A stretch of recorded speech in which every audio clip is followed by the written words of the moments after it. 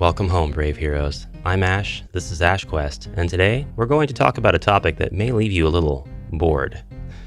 I mean, it's always bored, but it's never boring. Let's just jump off the diving board and get into it. Look, I'm not gonna lie to you, I spent like 20 minutes trying to write jokes for this little bit here. It wasn't worth it. We're going to get right into the content. It's time for something just a little bit more editorial. I want to talk about the excellence of the board design for HeroQuest, the board itself. Now, while that may sound like a bit of a boring topic, I'm not going there. We're going to be comparing it with some very particular other boards, namely those from Dragon Strike as well as Dragon Quest. Weigh some pros and cons, talk about board design problems in general, why I think the HeroQuest one is one of the best ever made, and more. So, let's go. Welcome home, brave heroes was the smartest thing I ever came up with, and nothing is even a distant second. Alright, so why is the HeroQuest board the greatest board to grace our tabletop dungeon crawling tables? To me, there are two distinctions. I know, for lists, people tend to favor things in threes. I guess I could do three.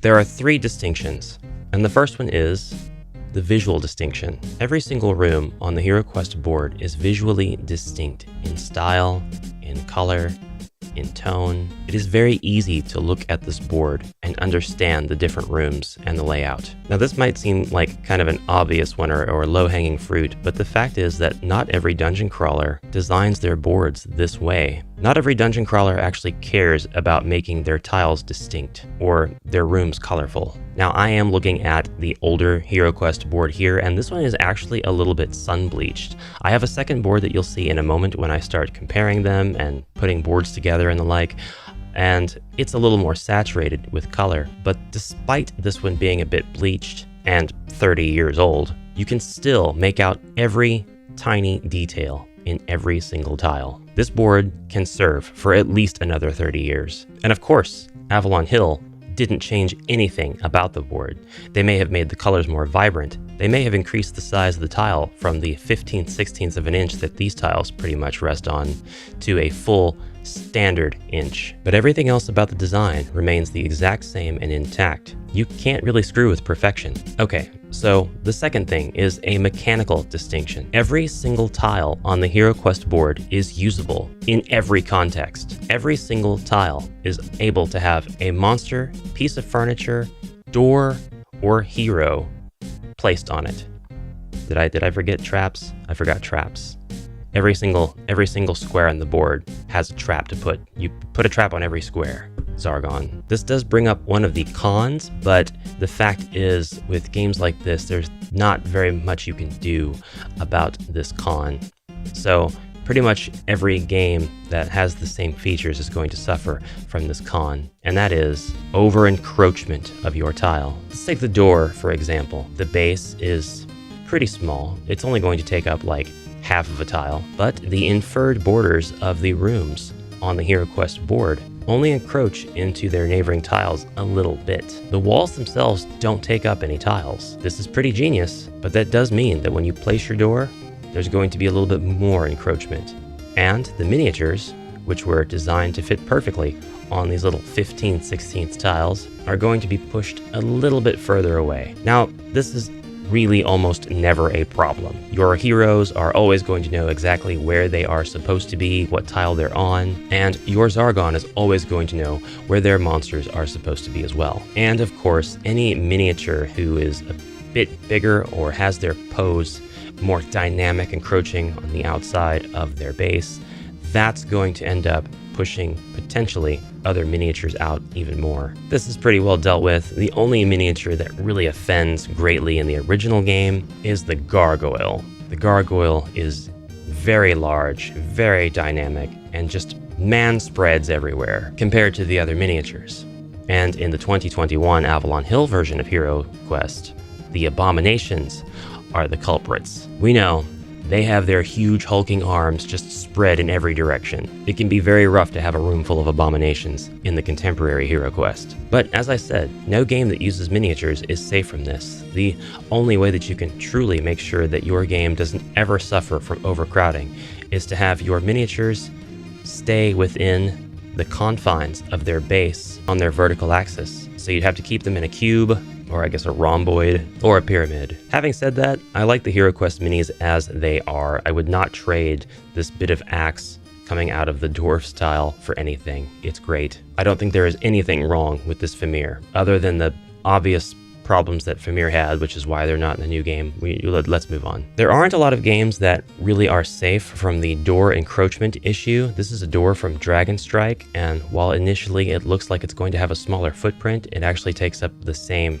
base depth, and so it would also have a similar encroachment. It would push heroes a little bit back. The only pro that it would have is that your heroes can actually rest a little bit on the lip of the base on the door, so they can actually stand on it rather than be pushed completely back. And any game that utilizes doors in the form of tiles that you place between tiles on the board, that's also going to be safe. But for me, it's so much better and more visually distinct to have three-dimensional doors that I would just deal with them taking up more room. It's just more immersive to me. Moving on with this second point, the fact that you can have anything you want in any of these tiles means that every single tile is traversable. There's not any tile on the board that's off limits or obscured in such a way that the heroes can't have it as part of their adventure, that Zargon can't design with that tile in mind as part of a nefarious quest. And that's awesome. There are 494 tiles on this board, and a quest with 494 tiles has a lot of room for variation. Kind of in that same vein, we'll move on to the third and final distinction, and that is the implied limitation. Nobody can put it better than Bardic Broadcasts when he said, "You always knew exactly how much room a game of HeroQuest was going to take up on your table. It was never going to take up any more or any less room." When you play a game like Warhammer Quest, you're going to branch out in many directions and maybe overextend a bit. You may find that you need to reposition the entire map that you've built painstakingly such that it doesn't come apart and fall off the table. When you play Battle Masters, you need a football stadium to completely roll out the map. Now, I actually thought of a con that would be in line with this pro, something that would counter it just a little bit, but I had trouble wording it. And that is, your heroes are always going to know that these rooms are here. That is to say, they're always going to know that there's the potential for a room in the quest right here in the center of the board that will be exactly this size. What lies beyond the door, they won't have any clue, but they'll always know that this room is 6 by 5. That potentially there is going to be a corridor that goes around the room. That potentially there's going to be double wide corridors north and south of this room. Do you see where I'm going with this?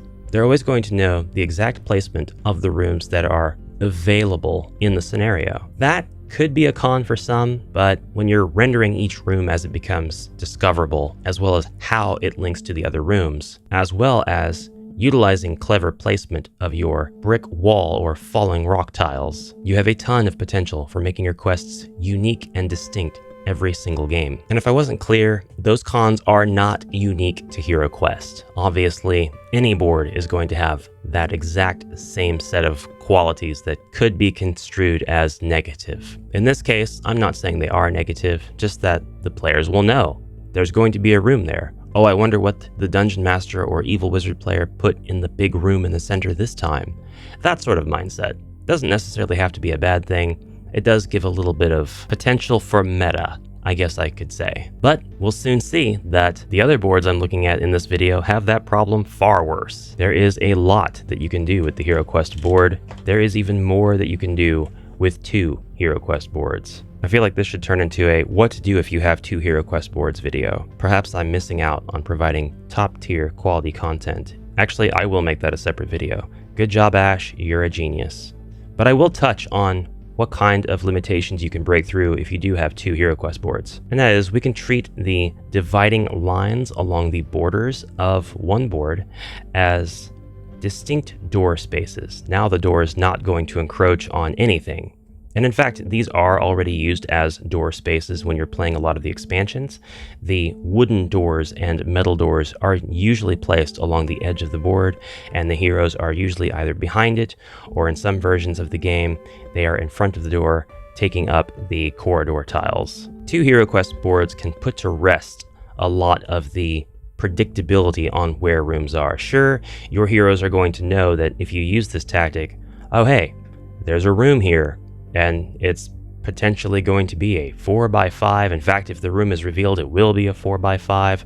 But they actually have no idea which of the rooms you may utilize. You might only use one. You might just use this little strip of corridor and then come back around to come into this board. Why am I giving you ideas? This is content for another video. I don't want to squander it. Moving on. I'm telling you, I'm really tempted. I think I'm the chosen one here. I think I'm destined to make the video on Gravity Land.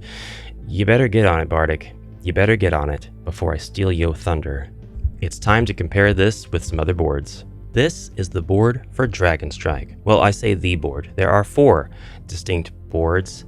2 sides of the 2 double-sided boards become 4 completely different tile layouts for a variety of scenarios in this game.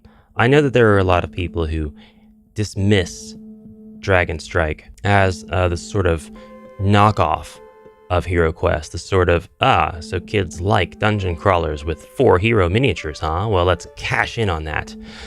But honestly, despite that, and despite the video that a lot of you criticize as being dumb and cheesy when I think it's 90s brilliance, there are a lot of positive qualities about Dragon Strike. We won't go into them here because this is not a Dragon Strike video. This is a HeroQuest board video. Now I wanted to zoom in on the key features of the Dragon Strike board that we're looking at here today. This is the Castle board, and we'll take a quick look at the other ones as well.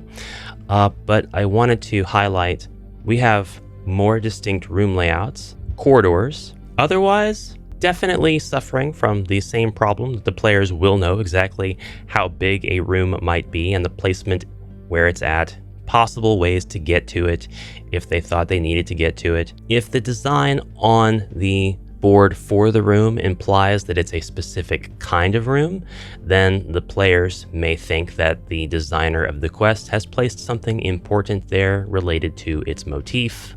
For example, if you start out my party of heroes here at this bridge, and you tell us that we have to get to the Great Dining Hall, well, everybody is going to know that the Great Dining Hall is probably going to be in the room that is illustrated to be a Great Dining Hall. It wouldn't make much sense for you to place that room here as the writer of the quest, although it could be done. You could completely bar access to this room or just hand wave the details. That is one of the reasons that the HeroQuest board is my favorite. It doesn't have all of this inherent dungeon dressing on it. No, that is left to the placement with 3D furniture. And as much as I love the little details here with the beds and the rugs and the implied doors, the implied doors, that's a double-edged sword. It kind of drives me nuts. HeroQuest still does it better with the 3-dimensional furniture. It is a breath of fresh air to see the illustrations here and see a new setting, but at the end of the day, these will actually limit your experience rather than enhance it. I know what you're going to say.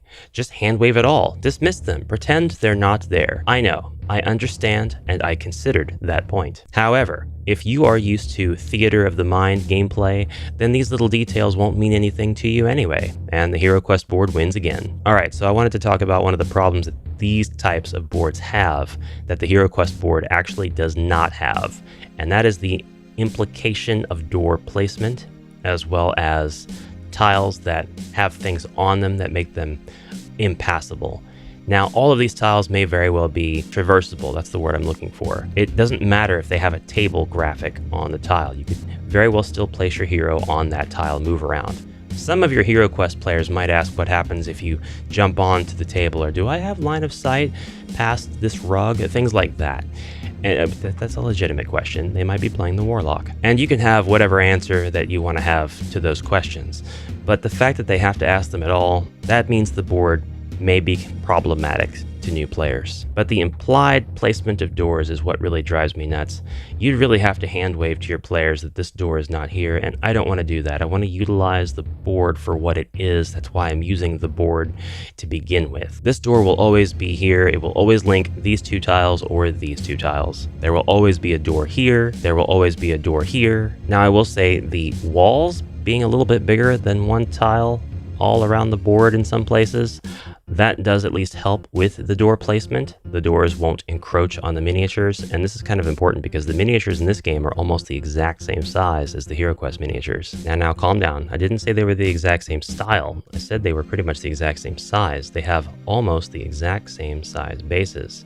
In fact, this one's not even a millimeter off. Say what you want about the aesthetics, I think the Dragon Strike miniatures are at least a closer aesthetic to the original HeroQuest than the classic Mage of the Mirror. Those guys are whack. Their elves have tiny heads. This is the second of the 4 boards that comes with Dragon Strike. It is the Cave board. And despite it being very differently laid out than the castle board, it does suffer from a lot of the same problems, and in some places not as much, and in other places more so. We have a lot of places on this board where you could place a door tile. You could hand wave that this door is actually some sort of like rocky entrance or exit node. Or you could buy these awesome rock tiles from Minis 3D on eBay and place them on the board and say your heroes have to blow them up, whatever you want to do. But without any kind of separation, your heroes now know that there are corridors that lead into all kinds of places, all kinds of nooks and crannies and crevices. One of the disadvantages of the dungeon dressing on this board isn't just the stuff that's placed on the tiles, but the stuff around the tiles. There's huge monsters right here, explicitly on the board. Do we just hand wave them away? In almost all the quests that are in the Dragon Strike quest book, yes, these monsters are not here. What about that brazier over in the corner, the fire pit? Is that there? No, usually it's not. What about these slime pits? Actually, these are referenced in some of the quests for this board, but they don't have to be, and if they're not, it's going to be very confusing as to why they are there. I think that the winning move here would be to make sure that this stuff is always represented by optional tiles that can be placed onto the board, or, of course, in the case of the fires, 3D miniatures. There's a lot of implied solids here. There's a lot of stuff that keeps you from being able to use every single tile on the board or every potential tile space on the board. There's also always going to be this sort of 3-dimensional drop in exactly this spot. That sort of thing is in relation to the third point that I brought up, where the players will always know where a thing could be. A really quick look at the city board and how it contributes to this. There's always going to be a fountain in the center of town. It's just how things are. This is where the Loki battle mats would really come in. The beautiful dungeon mats by Ian Schofield. There's all kinds of great alternatives to using a board like this that would allow you to place exactly where your dungeon dressing and other details should be, the way that they relate to that quest in particular. With a board like this, every city, every town must be the same, or else be structured the same. Did they all have the same architect? But with one of those other mats, you're able to place things down in different areas that make sense, that don't have the same limiting divisions, or I should say limiting features within their divisions. By the way, I really do love the Dragon Strike boards despite those limitations, despite those flaws. It is a lot of fun to adventure through them, in my opinion. I'm giving it a little bit of hate, it sounds like in this video, but don't get me wrong. I do actually really love these boards and playing with them. They're not always compatible with HeroQuest every time, but it's a great little game on its own, and the boards are just fine. I love that there's 4 of them. You're wondering why I have a HeroQuest furniture in my hand. I'm going to place it here in the city. Placing the furniture from HeroQuest works sometimes, and I'll talk about this more in another video, but the scale of the HeroQuest furniture versus the scale of the implied stuff, the inferred stuff in the rooms on the board, it really, really hurts the eyes. We don't like doing that. I moved it, and the candlestick completed its dismemberment. It was hanging on by a thread.